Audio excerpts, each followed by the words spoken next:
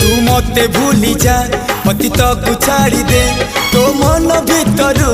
मो सुती काढ़ी दे तो मन भितरु मो सुती काढ़ी दे प्रेम रे तो हुए एमिति थरे थरे फुले कांदनालो